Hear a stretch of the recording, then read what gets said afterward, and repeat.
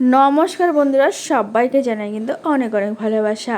এই গরমের মধ্যে আজকে কিন্তু তোমাদের সাথে একটা দুর্দান্ত রেসিপি শেয়ার করতে চলেছি। তো দেখো, আজকে কিন্তু পুরোটাই কিন্তু আম দিয়ে রেসিপিটা হতে চলেছে। তো গাছ থেকে কিন্তু আম পেড়ে নিয়েছি, ঠিক আছে। তো চলো, আমের কিন্তু আচার বা চাটনি হবে না, আজকে কিন্তু আমের দুর্দান্ত একটা রেসিপি। চলো ঝটপট দেখে নাও কিভাবে আমি এই রেসিপিটা এত সুন্দর করে করলাম। চলো ঝটপট করে তোমাদের সাথে শেয়ার করি। আছে কিন্তু আমের বাটা, আম বাটা তৈরি হবে। তো চলো,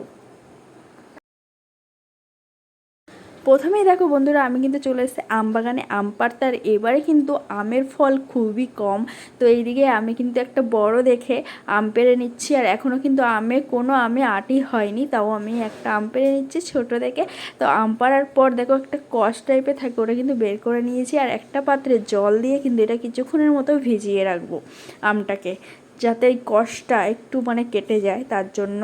তারপরে আমি কি কি মশলা নিলাম চলো তোমার সাথে শেয়ার করি। প্রথমে দেখো অল্প জিরে নিয়েছি, তারপরে 4টে রসুনের কোয়া নিয়েছি, আর 3টে কিন্তু শুকনো লঙ্কা। তো এটা একটু ঝাল ঝাল হলে কিন্তু দুর্দান্ত লাগে খেতে। তারপরে কিন্তু একটা পাত্র নিয়ে নিয়েছি, পাত্রে কিন্তু মশলাগুলো দিয়ে একটু লাল লাল করে কিন্তু ভাজা করে নেব। তো এদিকে আমার মশলা দেওয়া হয়ে গেছে। এবার কিন্তু খুন্তির সাহায্যে হালকা হালকা করে লাল করে দেখো আমার ভাজা কিন্তু কমপ্লিট হয়ে গেছে। তো তারপরে যে আমটা ছিল সেই আমটাকে কিন্তু ছুলে নেবো খোসাটাকে।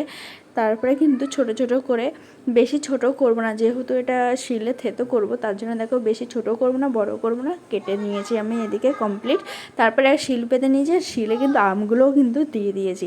আমগুলো দেওয়ার পরে কিন্তু একটা একটা করে নোড়া দিয়ে কিন্তু থেতো করে নেব, যেহেতু নালে স্লিপ টাইপের কাটবে, বড় বড় থাকলে তো স্লিপ কাটবে, তার জন্য একটু থেতো করে নিচ্ছি, তাহলে বাটতে সুবিধা হবে।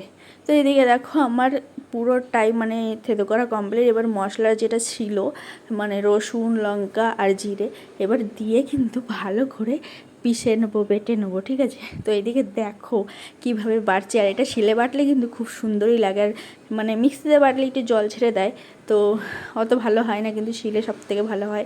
তারপরে কিন্তু হালকা জাস্ট বেটে আমি স্বাদ মতো নুন দিয়ে দিয়েছি। তো নুনটা প্লিজ তোমরা স্বাদ মতোই দিও। তো নুনটা দেওয়ার পর কিন্তু এবার ভালো করে একদম নিবি নিবি করে একদম কিন্তু পিষে নেবো। আর দেখো রসটা আমার দেখেই যেন জিভ দিয়ে জল বেরোচ্ছে। তোমাদের কাদের কাদের জল জল জল বেরোচ্ছে অবশ্যই কিন্তু সেটা কমেন্ট করবে, ঠিক আছে। তো এদিকে দেখো আমার তোমাদের সাথে বকবক করতে করতে কিন্তু আমার পুরো বাটা কমপ্লিট হয়ে গেছে। তো এবার কিন্তু আমি নামিয়ে নেবো, এখনও কিন্তু শেষ হয়নি। তো তারপর দেখে একটা প্লেটে নামিয়ে নিয়েছি। আর প্লেটে নামানোর পর কিন্তু হালকা জাস্ট সর্ষে তেল দিয়ে দেবো, অল্প সামান্য একটু সর্ষে তেল দিয়ে কিন্তু তারপরে দিয়ে দেবো লেবু পাতা। লেবুর পাতাটা দিলে কিন্তু গন্ধটা খুবই ভালো হয়, তার জন্য কিন্তু লেবুর পাতা দিয়ে দিয়েছি। এবার কিন্তু ভালো করে এটাকে মিশিয়ে নেবো, যেহেতু সর্ষের তেল দিয়েছি আর লেবুর পাতাটা, তার জন্য কিন্তু ভালো করে মিশিয়ে নেবো। তো তো এইদিকে দেখো আমার কিন্তু পুরোই কিন্তু কমপ্লিট। আর কারা কারা এইভাবে খাও, জাস্ট এইভাবে একবার তোমরা জাস্ট একবার তৈরি করে খাও, অবশ্যই এক থালা ভাত তো নিমেষেই শেষ হয়ে যাবে।